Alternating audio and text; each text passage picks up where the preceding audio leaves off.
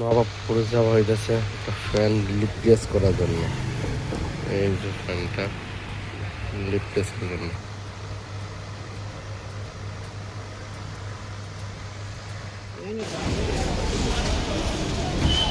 Fan change করে আসা হলো নবাবপুর। এই যে নবাবপুরের অবস্থা দেখেন, ফ্যান চেঞ্জ করতে আসলাম।